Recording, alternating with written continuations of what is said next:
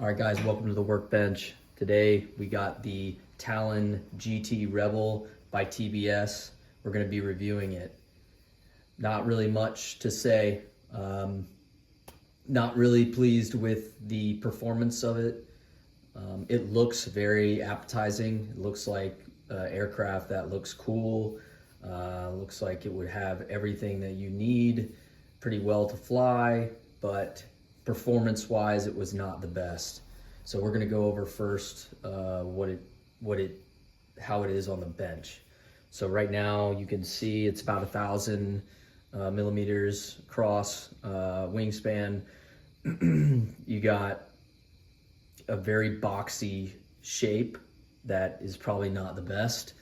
You also have a FPV camera set up on the bottom there. Easily able to put your camera or whatever you want, and then also on the side right here you're able to put a action camera, so like a GoPro. The issue is that if you did want anything more than like the GoPro 8, that you would have to make a file yourself on CAD or Fusion or whatever, and then 3D print it out.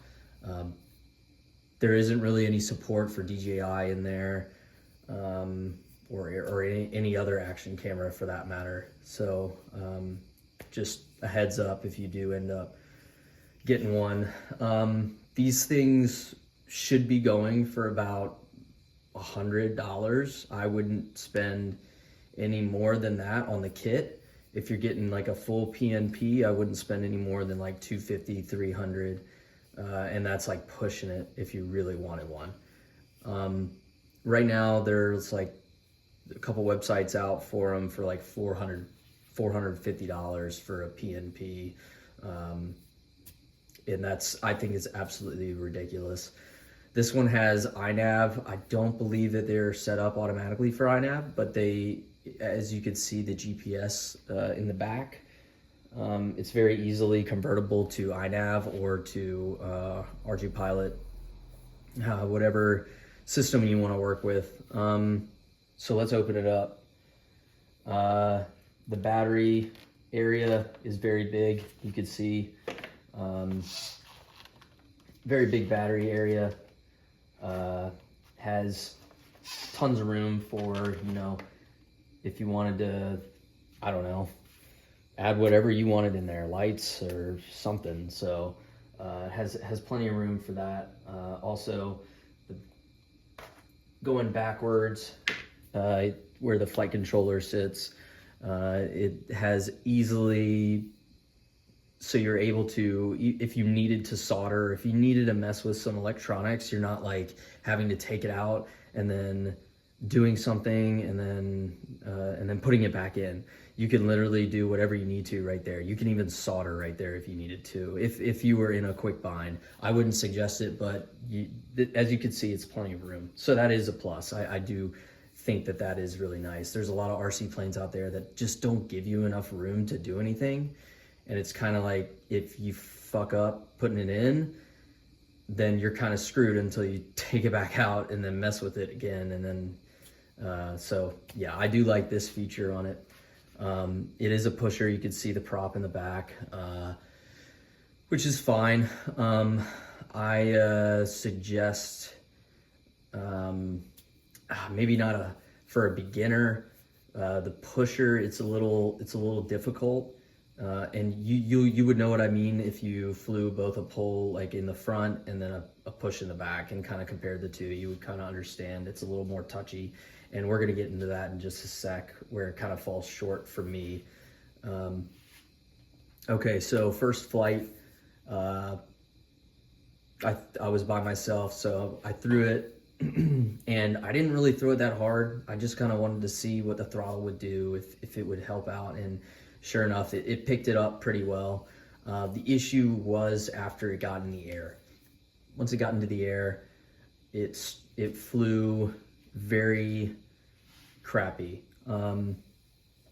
What I mean by that is there would be like 5 knots of wind that day, and I would be cutting, and I get a crosswind, and maybe this is because of the boxy shape, but it would not take the wind right. it just didn't feel correct. Didn't feel like my inputs were doing that much. I was going up and down with the movements and the turns, and I felt like I was always losing, like dipping my wing and losing altitude real quick when it shouldn't have been the case. I found myself over like 75% throttle the whole time, which that should not be the case. I don't have my throttle dialed down. It should not be the case. The only thing that I messed with was after the first flight was the rates themselves. I went back out probably 6 more times, and each time it was the same. In the last one I went out, it was 10 knots of wind, and I just wanted to see what it would do, and it was absolute trash. I kid you not, I did not have a good time flying it. I was on the sticks. I was literally gripping them things like fucking just super tight. It was like white knuckling the whole time, praying that I was able to bring it back. So yeah, that's not good. The only thing that really saves it is the iNav, which I don't think, again, that is included with your regular PNP. I think that it's just, it's additional, like, you have to add it. But moving forward, after that initial one, the 6 other times I had somebody else throw it for me, and it was fine. I did it with my goggles off initially. I threw it by myself. That first one, goggles off, I put my goggles on after getting it in the air.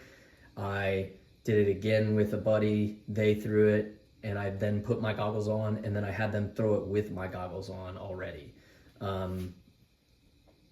Obviously the easiest one is going to be with your goggles on and have somebody else throw it, but I don't think that that's the way you should do it. I think that you should have your goggles off to keep situational awareness around you. If somebody comes up or something happens or you see something in the distance, and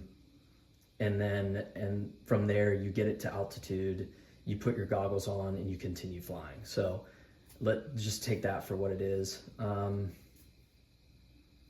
The landing, the first couple times were nice and steady once I got below like tree level, but that last one with a crosswind of just 10 knots, or I'm sorry, not even a crosswind, I was going into the wind when I was landing, and it was, it took a beating in the back. I had to glue down again. As you can see, the tail in the back is very shiny on that side, and I had to glue that. It fell off, popped off from just a hard landing. Nothing out of the ordinary. I didn't crash, but that happened. However, I did crash before that.